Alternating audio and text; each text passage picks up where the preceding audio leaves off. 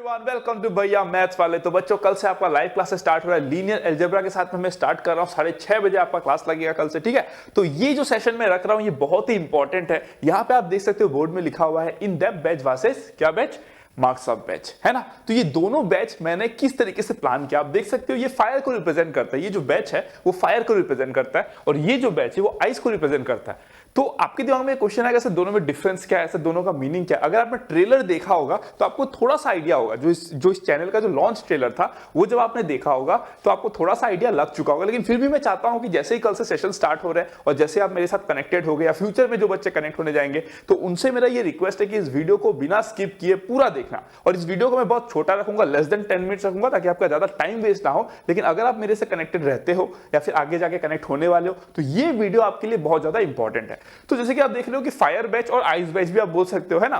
तो ये दोनों बैचेस का स्पेशलिटी क्या है ना। ऐसा नहीं है कि आइस मतलब कमजोर है, फायर ताकतवर है, या फायर कमजोर है, आइस ताकतवर है। Both are equally powerful in their own way, है ना। ये जो फायर है वो आइस को पिघला सकता है, ये जो आइस है वो क्या कर सकता है, आपका फायर को भी बुझा सकता है ना। तो दोनों अपने अपनी जगह पे क्या है, इक्वली पावरफुल है। But what I want to tell you is दोनों बैच का डिफरेंस, है ना। दोनों बैच में डिफरेंस क्या होने वाला है। जो कल से जो स्टार्ट हो रहा है that is going to be known as what, the in depth batch. मतलब उसमें हम लोग डिटेल में बात करने वाले हैं। जैसे कि हम लोग फॉर एग्जांपल लीनियर अलजेब्रा कल से हम स्टार्ट कर रहे हैं, ठीक है। तो हम लोग ना एकदम बेसिक से टच करेंगे। भाई ये जो मैट्रिक्स होता है ये क्या होता है, उसके पीछे का मैथ्स क्या है, आइगन वैल्यू आइगन वेक्टर पढ़ते हो ये करता क्या है, निकालना तो बहुत आसान है ना।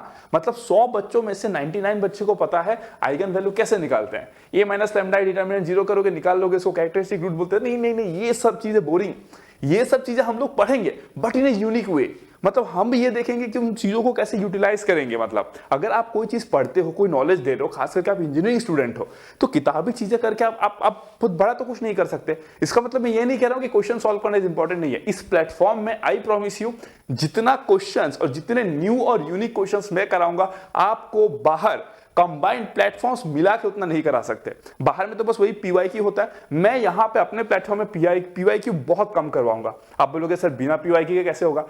अरे भाई जब मैं पढ़ा रहा हूं तो ये मेरा रिस्पॉन्सिबिलिटी है ना कि मैं आपको इस तरीके से पढ़ाऊं कि पीवाईक्यू आप खुद ही सॉल्व कर लो और सॉल्व करके मुझे बोलोगे सर हमको अब हमारा भूख बढ़ चुका है, सर अब हमको न्यू क्वेश्चन चाहिए, अच्छे क्वेश्चन चाहिए, ट्रिकी क्वेश्चन चाहिए।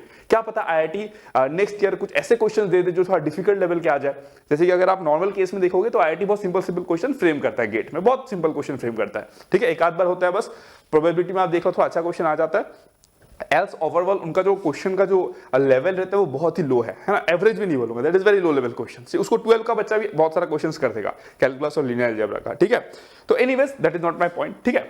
तो इन डेप्थ बैच में वो होने वाला है, आप लोग डिटेल में सीखोगे, चाहे वो प्रोबेबिलिटी हो, चाहे वो कैलकुलस हो, चाहे वो आपका फोरियर ट्रांसफॉर्म। आप लोगों से ट्रांसफॉर्म थ्योरी तो गेट के सिलेबस से हटा दिया गया, तो वो मैं एक्स्ट्रा से पढ़ाऊंगा। जो आपका गेट का सिलेबस है पहले मैं उसको खत्म करूंगा और बाकी topic Fourier series, Fourier transform हो गया, ये सब चीजें मैं एक्स्ट्रा तरीके से कवर करूंगा। वो आप अटेंड करना चाहते हो नहीं करना चाहते हो that's up to you. Anyways electrical instrumentation electronics branch आप लोगों को तो वैसे भी चाहिए होगा ना। ट्रांसफॉर्म थ्योरी, सिग्नल सिस्टम पढ़ोगे, उसके बिना कैसे पढ़ लोगे, ठीक है। तो ये आपके ऊपर होगा। तो इन डेप्थ बैच में हम लोग वो करने वाले हैं, ठीक है, कि डिटेल में हम लोग स्टडी करेंगे। और अगर थोड़ा सा किसी को हिंट चाहिए कि सर कैसा होने वाला इन डेप्थ बैच, तो इस चैनल पे जो ट्रेलर अपलोडेड है उस ट्रेलर को आप लोग देख लो। उस ट्रेलर में आपको एक ग्लिम्स मिल जाएगा कि किस तरीके से हम लोग आगे प्रोसीड करने वाले हैं। अब आता है बात मार्क्स ऑफ बैच में, ठीक है।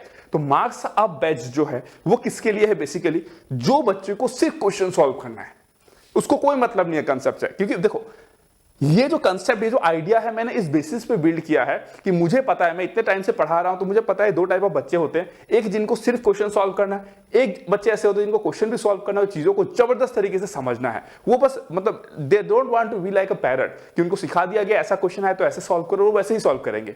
ऐसा नहीं, उनको सीखने का भी मन होता है। And that is the only reason why I have divided this two batches. इसमें इन डेप्थ बातें होंगी, है ना। तो अगर किसी को सिर्फ क्वेश्चन सॉल्व करना है तो प्लीज इस वीडियो को पूरा देखो। आपके लिए क्या है मेरे पास, मैं आपको बताता हूं, ठीक है। तो इन डेप्थ बैच में हम लोग वो करने वाले हैं, डिटेल में पढ़ाई करेंगे।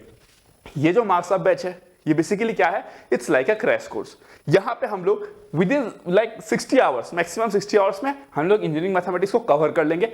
बस question solving point of view से, जहां पे मैं आपको एश्योरेंस देता हूं 90% चांसेस है आपसे गेट में क्वेश्चन बन जाएंगे। अब ऐसा तो है नहीं कि गेट अगर डिफिकल्ट क्वेश्चन देगा मैथ्स का तो सब टॉपिक से ही दे देगा।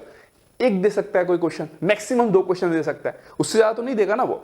तो आप लोग 90% क्वेश्चन बना लोगे, 90% चांस आप लोग बहुत अच्छा कर जाओगे, ठीक है। हाँ, अब ये दोनों बैच में डिफरेंस क्या है, जो नॉलेज है इस बैच का और इस बैच का, दे आर इनकम्पेरेबल, है ना। इस बैच का और इस बैच का जो नॉलेज वाला जो पार्ट है वो इनकम्पेरेबल है, मतलब इस बैच के बच्चे इनके साथ अपने नॉलेज को कंपेयर नहीं कर सकते, वो आप देख लोगे आगे जाके आपको पता चल जाएगा, ठीक है।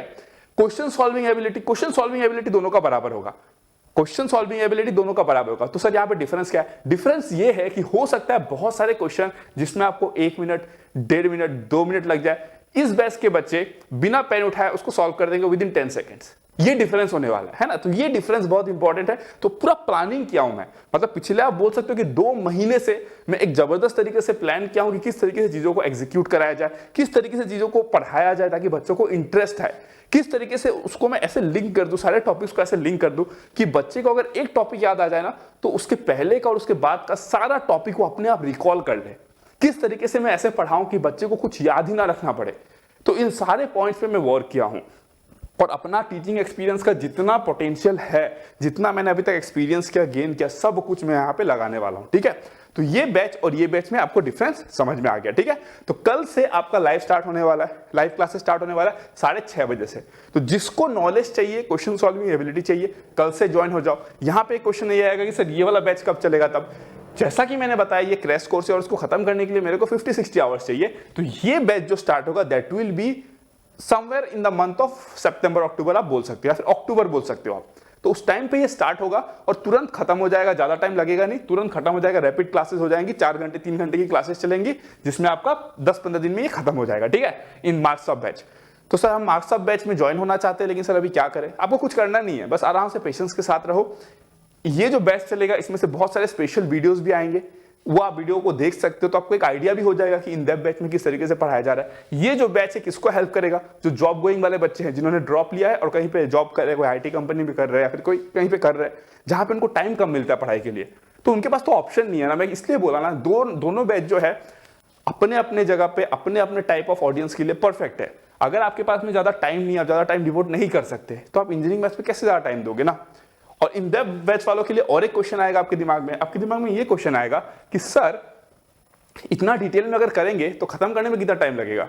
तो इसके लिए मेरा आंसर ये है, अगर बाहर का कोई भी इंस्टीट्यूट मान लो कि ये इंजीनियरिंग मैथ्स खत्म कराने के लिए 100 घंटा लेता है, लेट्स से एज्यूम कर लेता हूं, जनरली 90 आवर्स, 100, 120 ऐसे करके लेते हैं, ठीक है। और अगर आप दिल्ली वैली में जाओगे तो वहां पे तो बहुत कम ही निपटा देते हैं। मैं तो कभी कोचिंग किया नहीं हूं, बट जैसा मेरे फ्रेंड से मेरे को सुनने को मिलता है कि 60-70 घंटे में भी निपटा देते हैं, ठीक है। एनीवेज वो मेरा कंसर्न नहीं है, मैं ऑन एन एवरेज मान के चलता हूं कि इंजीनियरिंग मैथमेटिक्स को अच्छे वे में डील करने के लिए अगर कोई 80-90 घंटे भी लेता है तो मैं हो सकता है उससे 50 आवर्स ज्यादा लूंगा, मतलब 140 आवर्स।